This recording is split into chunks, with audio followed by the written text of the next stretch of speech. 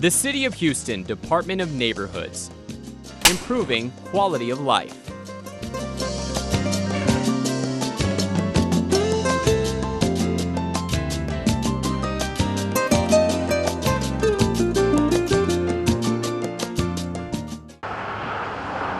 As the nation's fourth largest city with a population of 2.2 million, the City of Houston tackles tough challenges to maintain clean, safe neighborhoods across its sprawling urban landscape. Public safety and improving quality of life for residents are top priorities for Houston Mayor Anise Parker. I organize my administration in four major areas: jobs and economic development, infrastructure, public safety, and quality of life, and then tried to wrap fiscal responsibility around that. And I believe that having great infrastructure is a part of both public safety and quality of life. A lot of our older neighborhoods are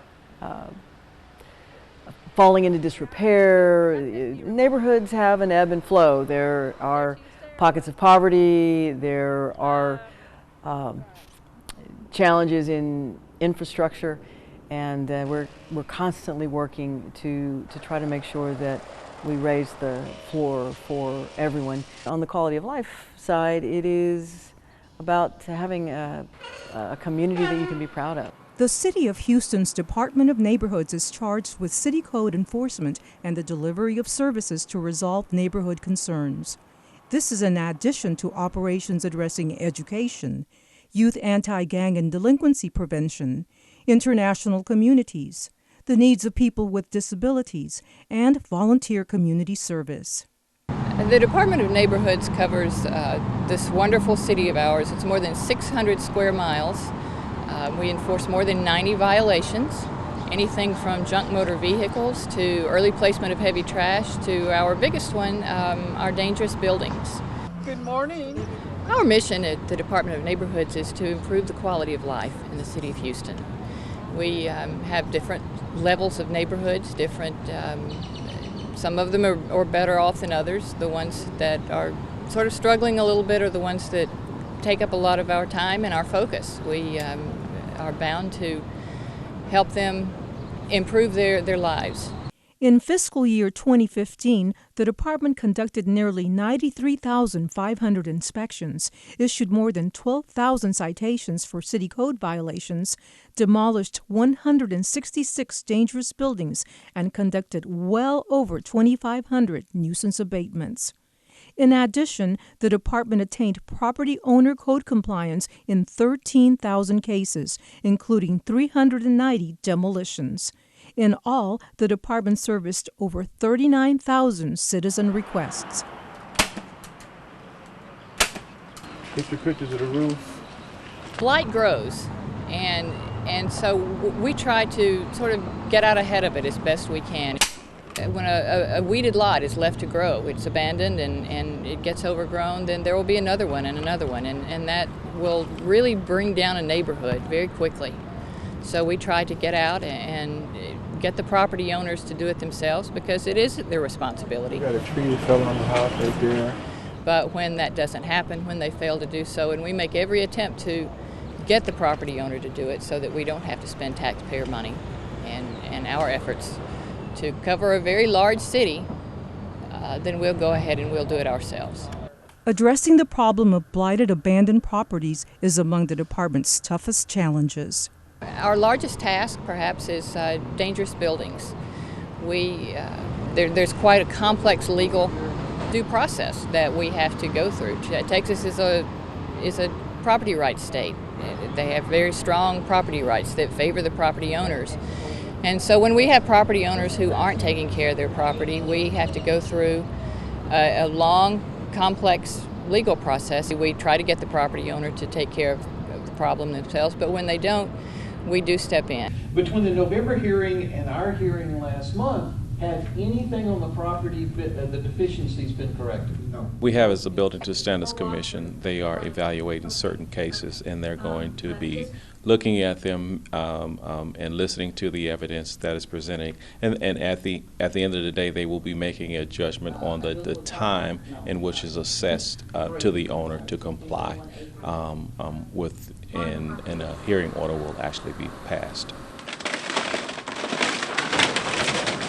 The most fun I've been allowed to have as mayor of Houston is getting on a big backhoe and taking down a lighted piece of garbage in a neighborhood.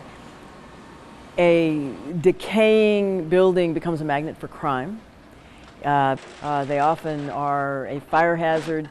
The surrounding property becomes unsightly, and that bleeds over into the neighborhood. It pulls down property values in addition to having that criminal element and a place to take root in a neighborhood. Demolitions are costly. The department's Strike Off Blight program helps recover demolition costs. Under the program, the city takes tax foreclosed properties called strike-offs into trust, brings them into code compliance, and returns them to foreclosure resale. Cost savings help replenish funds for more demolitions and neighborhood improvement projects. Street, you can see the gas line going through the ditch. Be careful of that. Eradicating blight to make neighborhoods safer and cleaner requires multiple strategies. One approach is the department's Make Safe program. There's a dangerous building that's vacant and open with heavy trash and weeds and nuisance violations. This area, as you can tell, it's predominantly a working class area. This causes a big hazard to the neighborhood. Specifically, a lot of homeless, drug activity. Kids can walk in there and someone can drag a child in there, or an elderly citizen. We've been tearing them down all year. Where we are today is doing a make safe. We are going to clean it up. We're cleaning it up right now, and then we're going to board it up and secure it, and it'll make the neighborhood enormously safer. There are a number of places around here that they're beautifully maintained, and then to have this next to them because people aren't such good neighbors, and we just are trying to step in and help those folks out who are trying to do right. One of the things we prioritize is vulnerable populations, be it elderly or near schools. As you can see, this is near a church, and there are a number of elderly folks in this community, and we try to get out and do this to keep them safer. When we can get the owner to do these are not the city's responsibility. This is our last resort, out doing it ourselves. But we've had many of the owners of these properties comply and secure it and clean it up themselves, and that saves the taxpayers a whole lot of money. Another approach for tackling blight is the department's Mow Down program. Carried out in partnership with Keep Houston Beautiful, the program offers community groups nominal fees to mow and maintain eligible abandoned lots in their own neighborhoods. When we hire a contractor to mow a lot, it can often cost at least $300, $400. So we got our civic clubs involved. And so this way we pay $50 a lot for a civic club to maintain those lots. We've had a huge response. It's cleaned up a lot of our neighborhoods, and it's helping them maintain it because the people in the neighborhoods are the ones who are invested with us, who are working with us, and who live there and know what's going on. Some groups employ second chance volunteers, giving them an opportunity to make a difference in their own communities. It makes me feel good that people are looking out for us to clean up our community and beautify it and make it, a better place to live and comfortable to live in. This is a great result after we have seen the lots cut down and people can see the view of the change. We definitely need the Mow Down program in our city. The Neighborhood's Matching Grants program is yet another initiative that supports community improvement projects while encouraging residents to get involved. We've been working with the city for a number of years. They've helped us with matching grants. We've done beautification along Hillcroft and North and South Braeswood. The department carries out many neighborhood cleanup and beautification efforts year-round, working in partnership with other city departments, city council offices, civic and youth groups, and business supporters. If you have any problem, call 311. Resident participation is the key to success. Just be part of the neighborhood for one. Start with your association. This is lemongrass. This is mint. Oh. Peppermint.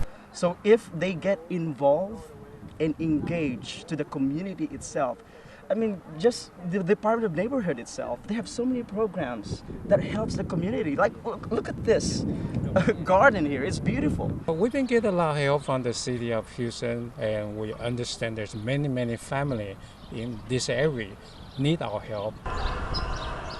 Neighborhoods at risk are of high priority. The solution starts with educating citizens about city and community resources. This department will get involved with youth. Our Department of Neighborhoods, in my division, we make sure that people are also well connected to social services.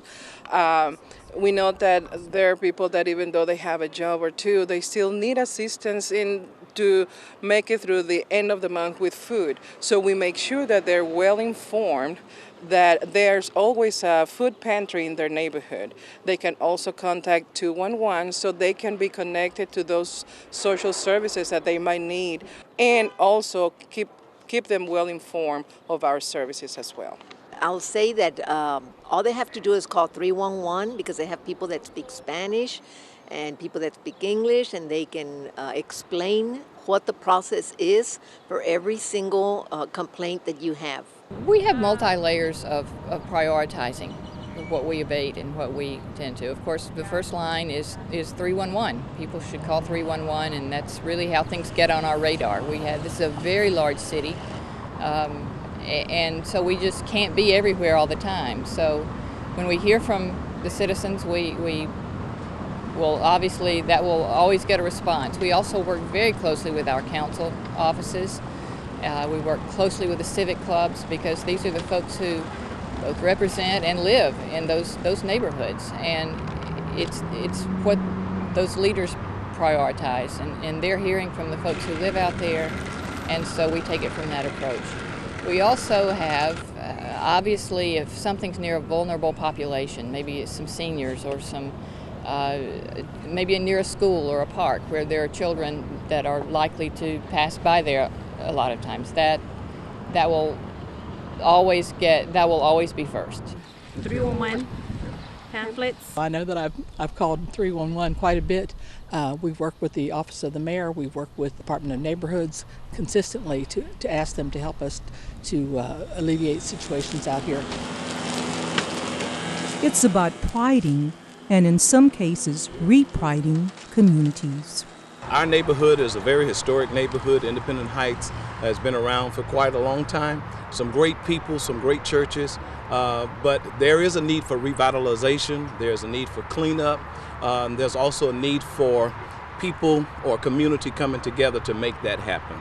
The property owner, tenants, they have a very important role, and their role is to comply, to make an effort to better the place where they live. We have a good partner that is the City of Houston representatives. It's very important that we have a good relationship with the community and between the community and the city, so that we can understand each other's needs and be able to have that strong bond whenever we need each other to come out and unite to build the community together. I think it's very important. A lot of the Asians, unfortunately, think that caring for the family is just caring for the family, immediate family. But I think they need to broaden their horizon and regard the community as the larger family. The reason why we have such a nice, streets and neighborhoods like this, it's because we're proud. The folks who take pride in their homes and in their neighborhoods need to know that other people care, and they need to be linked in with each other, and that spreads through the neighborhood. In order to keep the community together, we have to get involved. That's very, very, very important. You know, for people to get together and have the same vision for their neighborhood and have a love for their community.